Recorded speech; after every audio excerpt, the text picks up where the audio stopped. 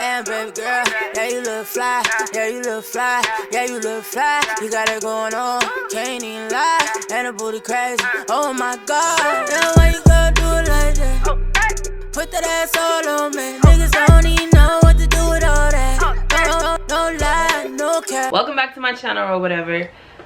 Oh hell, my ring light and my glasses are not going to get along today. Okay, now this is better. Can you see me? I can see you. So I saw Queen and Slim and I have thoughts. I have some thoughts. They may be unpopular, uncommon, but so far, sis, I'm just not quite sure where I stand on the subject. I know that this review was kind of late. Like, I waited because I wanted everyone to have a chance to actually see it. So when we talk about it and y'all comment that y'all have actually seen it and you're not just going off of like interviews and stuff, because some of y'all comments be really weird. Spoiler alert, there will be hella spoilers in this review.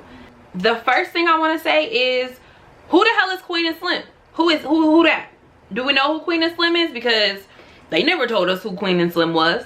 Queen and Slim, who's Queen, who's Slim, who's Slim, who's Queen? This is 2019. You know, the gender binary does not exist.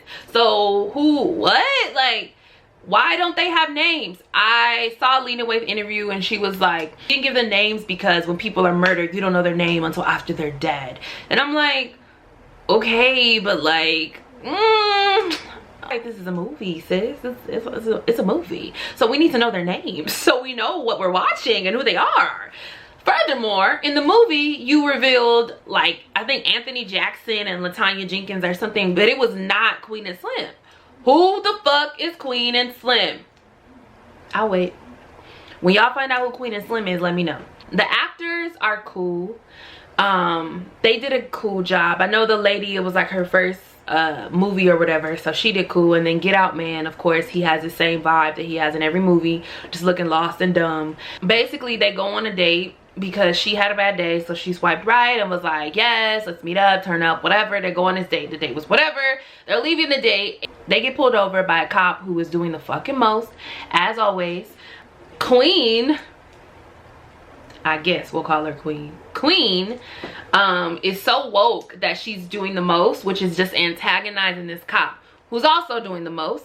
Hello, sis, read the room. I mean, I'm black. I've been pulled over. You know when you get the extra out man and you need to just... I'm not saying that it's right, but it's how we survive, right? So in order to survive, I need to shut the fuck up and let this man do the extra shit he want to do so I can fucking go. And no, that does not always work. But the odds are, statistically, it may work if you just shut up and let the man do what he want to do. As extra as it is, as wrong as it is, that's just where the fuck we are, and that shit sucks. But it's the truth. When you do the extra out shit, when you try to stand on the law and have an opinion and get out of the car, this bitch got out of the car with this. Obviously, the cop is hella nervous. He doing the most, and you know typically the cops that are doing the fucking most are the most scary. They're scary as fuck doing the most. So she decides to get out the car when he doing the most, and now they're tussling and fussling and bustling, and now little weak nigga Slim gotta shoot the cop in order to save her ass, because the cop done shot her in the leg, and now we rustling and tussling. Now he done shot the cop. And then this is the gag. Queen decides that we're now gonna be criminals. We're now gonna be criminals. We're gonna be on the run, and we're about this life. You went from being an attorney to being about this life. You went from being an attorney to now being about this life. Like, I'm confused. And you just met this man. You don't know shit about him, but you know him well enough because he shot a cop that he should go on the run with you. You didn't shoot the cop. I just met you, sir. If you shoot a cop, and I'm over here and it's 2019 and there's dash cam footage, you're going to jail. I'm waiting for the authorities. You're going to jail, and I'm gonna get my settlement check. Like, period. That's it. Why are we on the run? I'm confused. Like, that was not the best decision making skills. She decided they were gonna go on the run, and he was just like, okay. Like, sir, dash cam footage is there. I would have just took my chances with the law. Maybe I'm scary, I don't know, but sir, going on the run is not going to end well unless you are already a criminal and you have a network set up to help you go where you need to go and do what you need to do.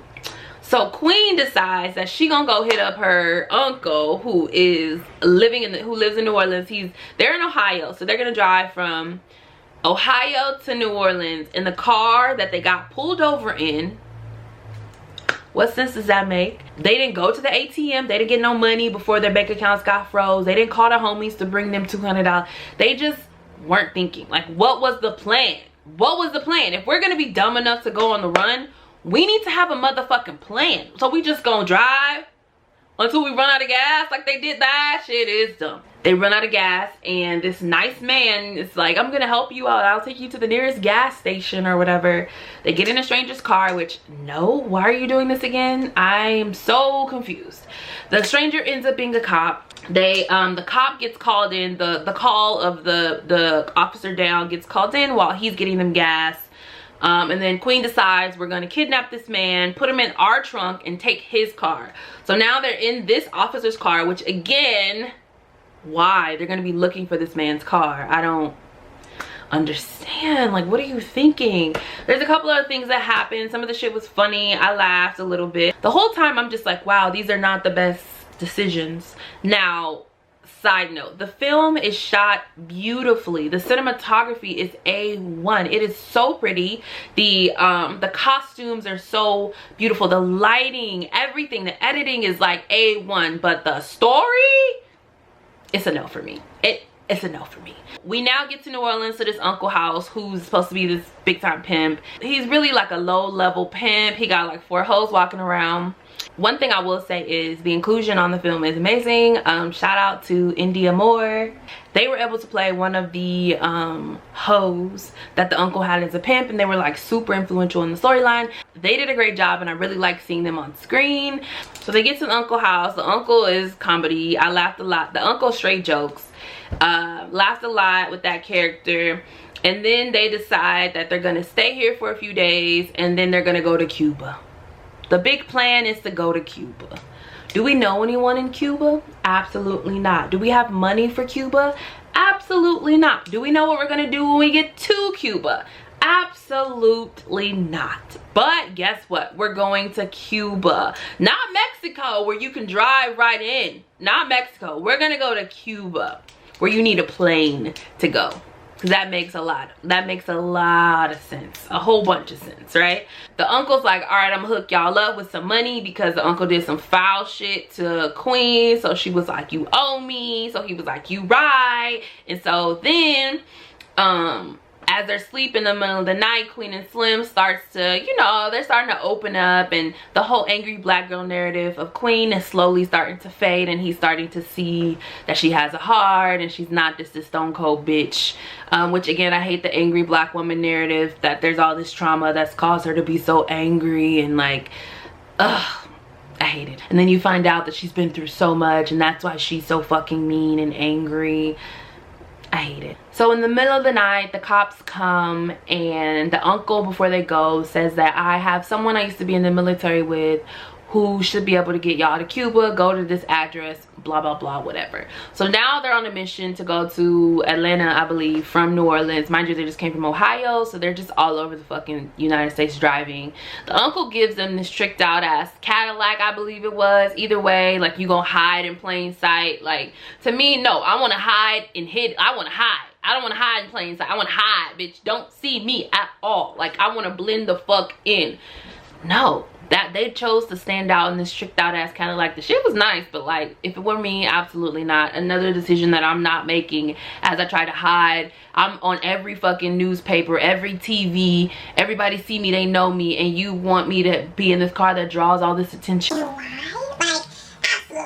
They're driving, and on their road trip from New Orleans to Atlanta, they stop a million fucking times, and they're basically on this date, like this long ass date, where they're like going slow dancing and riding horses and like all this shit that makes no sense. Like, then the car breaks down, and they go to this mechanic who's like an older black man, and on their journey they realize that they're now the faces of the movement, because they killed the cop that had previously killed an unarmed black person.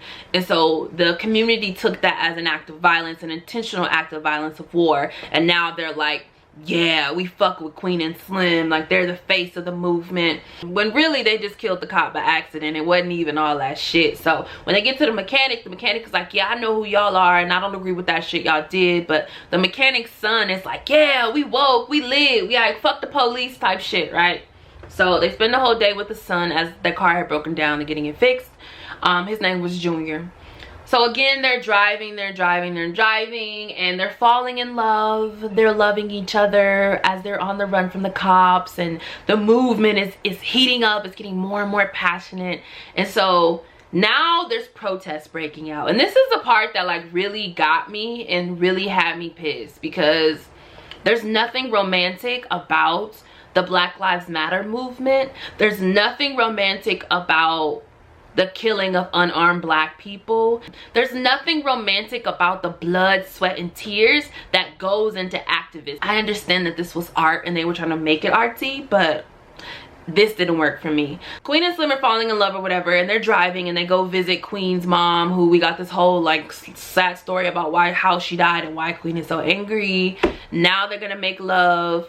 But in between them making love, the way that it's shot is there's like sex scene and then protest.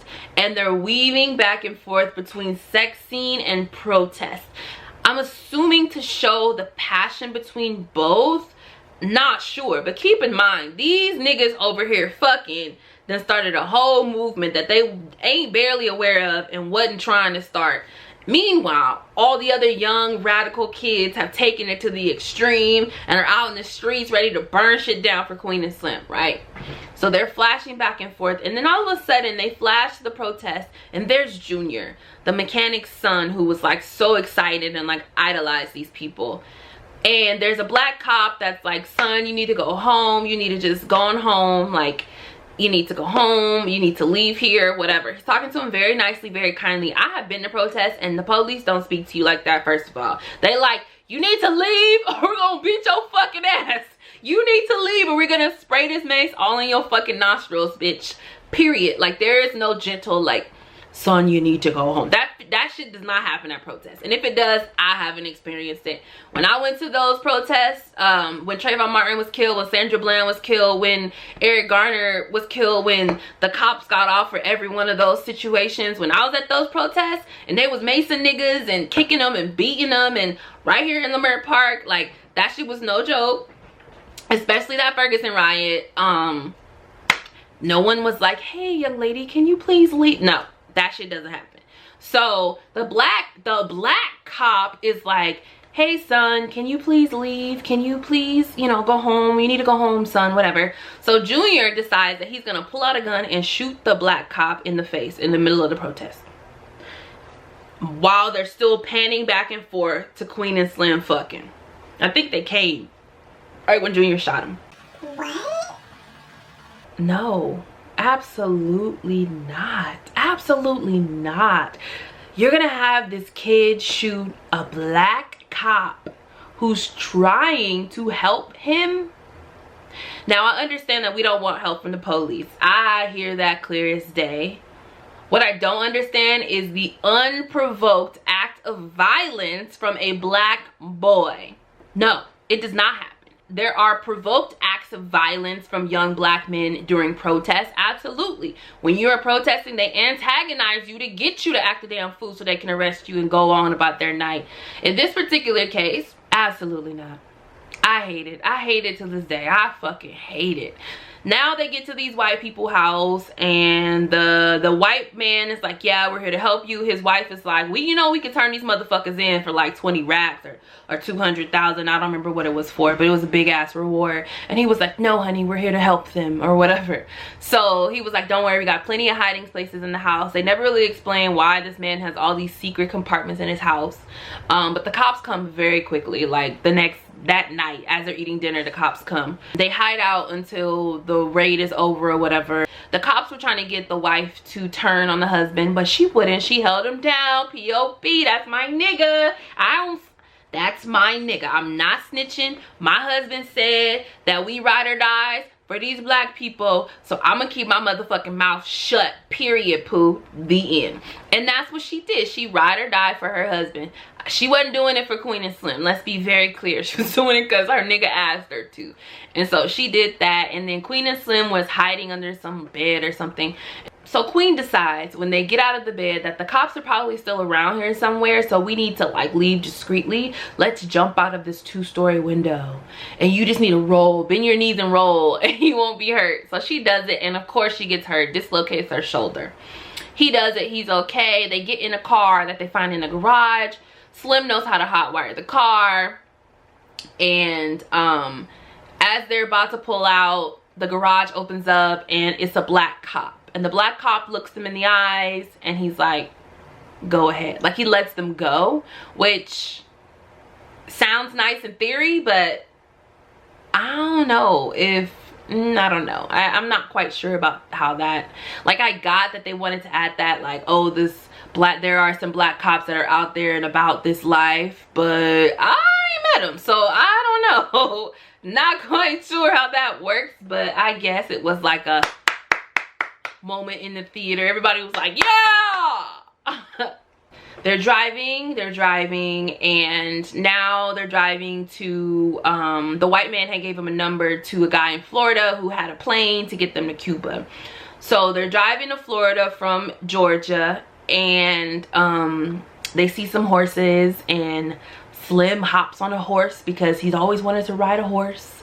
And then Queen hangs out the window with the arm she just dislocated, holding herself with the arm she just dislocated to feel really free or some shit. Like, sis, you just broke your arm. Why are you holding yourself out the window? I don't understand. I just don't get it. So then they get to Florida, they get to where they're supposed to go, and it's like an empty plot of land. There's nothing there.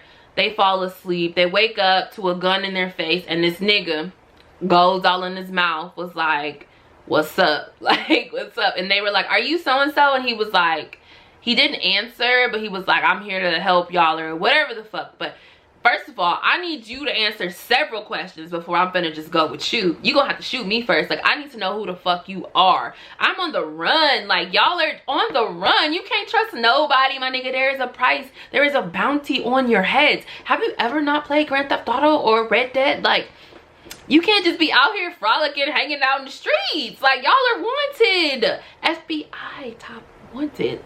The fuck? Like, period. They go with this nigga, and he's like, yeah, the homie about to bring the boat. We gotta go meet with him right now. It's an hour drive. So they drive to the boat. He zooms off, drops him off, and of course the feds come pulling up immediately. The nigga snitched on them for the money. He didn't know the people. He was just there to snitch. And I think that made me mad too. It's like, why have a black man snitch on them? And so Lena Waithe did an interview where she said, like, anytime in my life I've been betrayed, it's by black people or something. And I'm like, sis, when you are betrayed, it's typically by people you surround yourself with. When you're black, you typically surround yourself with other black people, so it makes sense that you would be betrayed by black people.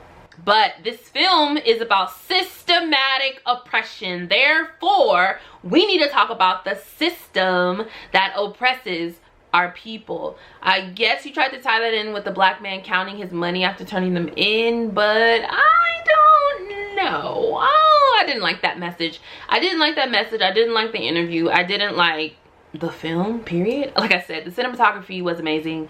So at the end of the movie, they're standing there about to die, and she was like, oh, I want to be your legacy, and he was like, you already are. You're my legacy or something. And so then they got killed by the cops, and everybody started wearing their faces on a t-shirt, and murals were put up in the hood. And again, we're not quite too sure if it's indeed Queen and Slim, because we never learned their names until the end, and no one said Queen and no one said Slim. yeah, I mean, that's the whole movie. I think that it was cool. I always love when films come out that speak to the culture and it invokes that, like, oh, we going to the movies this weekend, y'all, and you know that the movie theater is about to be full of your people going, and you get their commentary in the theaters. I really enjoy those moments in Black culture. However, this film was not it for me. I was not like a Queen and Slim stan after watching it. I stand the cinematography, I stand the art direction, I stand the editing, I stand the coloring, I stand the wardrobe. I do not stand the story at all. I do not stand the decisions made by some of the characters. There were just things that were just like, why? Like, you're on the run, bro. Like, what? Like, we're supposed to be smarter. Like, what are you doing? You're on the run, my nigga. Get it together. Like, huh. But that's it. Thank you for watching my review of Queen and Slim. If you guys have any other films you would like me to review, please leave a comment down below. Life is like a box of chocolates. You never know what you gonna get, the hood or the hippie. Peace.